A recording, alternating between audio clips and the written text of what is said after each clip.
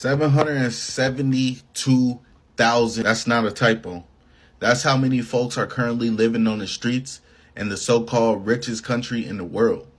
And y'all want us to believe this is just the system working? Nah, the system is broken, and broke again. Let's break it down.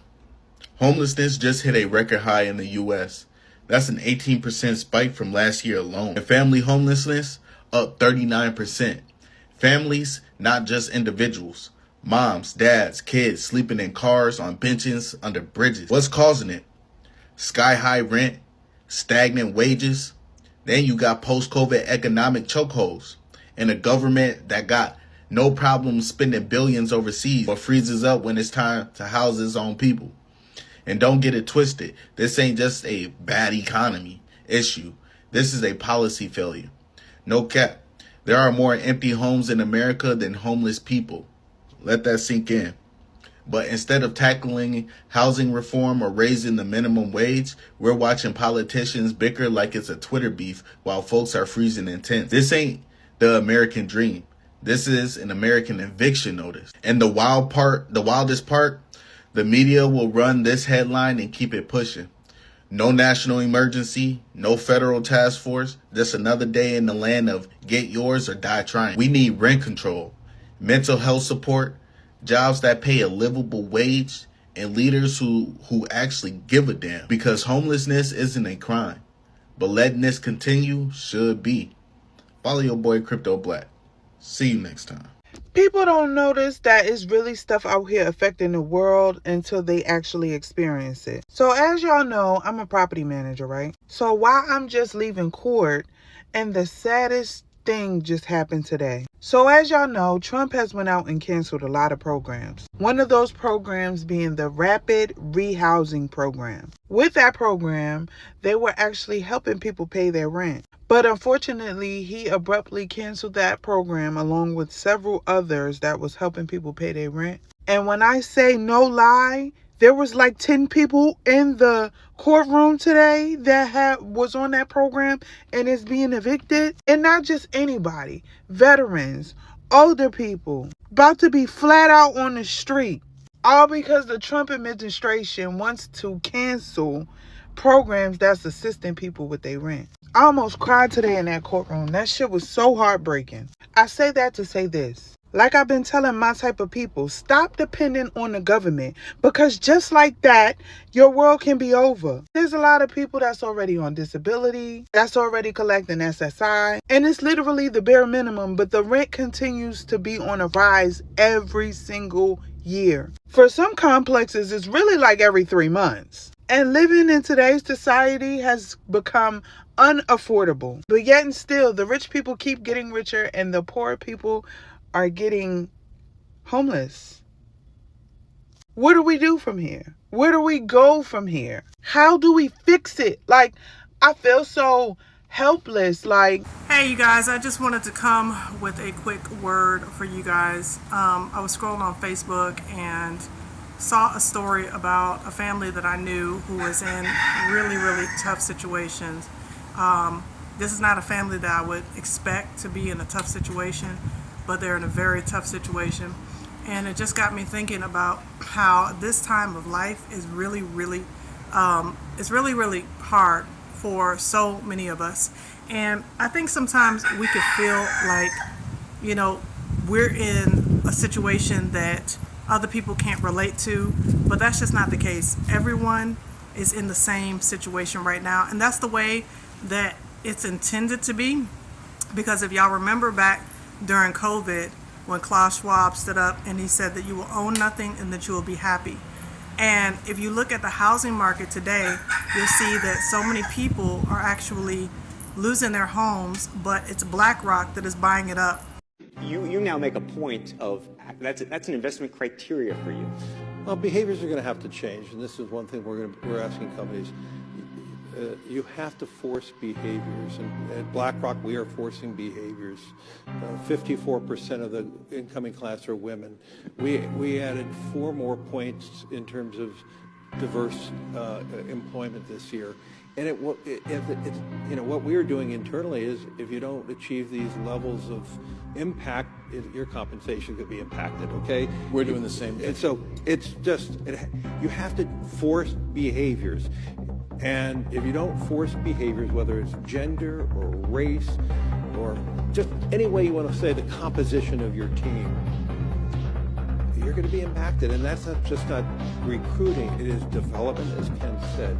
And ultimately, it's still going to take time, but I am just as much shocked as Ken is that we have not seen more opportunities. We're going to have to force change. And people that have pretty much paid off their homes are losing them because of property taxes. 1933 is when they started monetizing us and pledging us as collateral for the debt. Now, to register, the word register means to abandon. And when you register a car or a berth or a house, you're giving it to the government. You're giving your legal title to the government, and you only retain equitable title, which means that you have the use of that property. The government allows you to use it, thinking that you own it. Clear evidence of this is anyone who owns a house, look at their mortgage, and you're referred to as the tenant, not the owner, the tenant. People that are renting and have rented for 10 plus years, their rent is going up to the extreme. Why? Because this is the time where we're beginning to see the economic crash that is impending. The economic crash is for the purpose of creating a digital monetary system. So, yes, everyone is feeling it. You're not the only one who is going through economically. It's not just one generation that is impacted. Every single generation, whether you're a boomer, Gen Xer, millennial, Gen Z, alpha, it doesn't matter. Every single person is feeling it to one degree or the other because of what the projected goals are for this one world order. But I want you to be encouraged, because in the same way that everybody is going through and dealing with so much stuff that they weren't prepared for, I want you to know that the Most High is not, he's not caught off by any of this. He's not caught off by our circumstances or our situations, and it might require tightening of the belt. I know, that it has for my family required tightening of the belt, but the reality is that we have to take things one day at a time. I think that, we want to be diligent, right? We want to put money in savings, and we want to be as diligent as we possibly can with what it is that we have. But at the same time, when we're living in a system, in a world that is literally on the brink of transition, that we have to understand that all we can do is take things one day at a time. Take it before Yahuwah in prayer. Try your best to be wise stewards of that which you have. Do your best to budget. Do your best to pick up additional work. Find ways in which you can create new streams of revenue, and be prayerful. Be tremendously prayerful, but take courage. Understand that this has to happen, Yasharel. This must happen. Remember that before the children of Israel were set free from Egypt, that Pharaoh told Moses that he was not going to let Yah's people go, and he commanded that the children of Israel make more bricks without straw. So that's what we're in right now. We are in the make more bricks without straw season. But what happened after that? What's happening right now? All of the judgments are coming so that the children of Israel, the children of Yasharel, can be delivered. So this should cause us to lean more into Yahuwah and not less. It should cause us to pray more, not less. He has an answer. He has a strategy.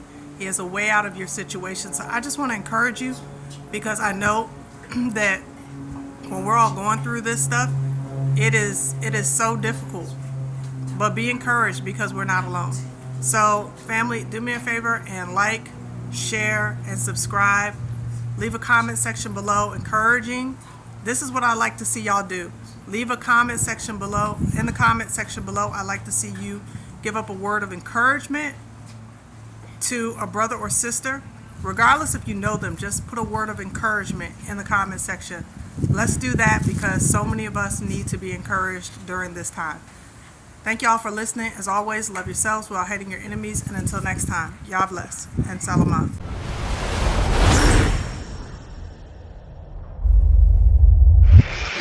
Like anybody, I would like to live a long life. Longevity has its place.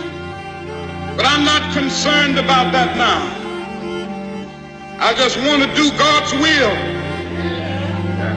And He's allowed me to go up to the mountain.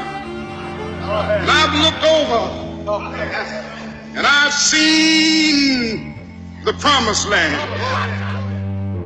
Identity. We are bombarded by images of who we think we are every day of our lives. But some people don't think. They know. How about you? I didn't know my true identity, culture, heritage, or roots. As a Christian, I was told the only thing that mattered was my identity was found in Christ.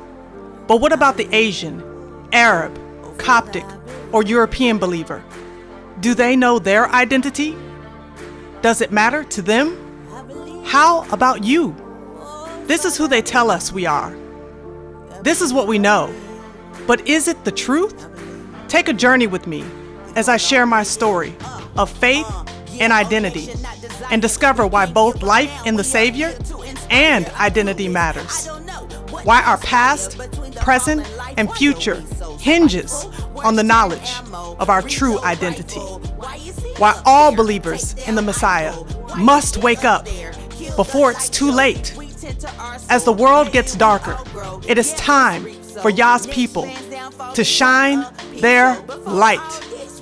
Who you really are is one of the most important questions on earth. It's time you knew. Israelite. Israelite. Israelite. How to know your identity without losing your Savior. Israelite!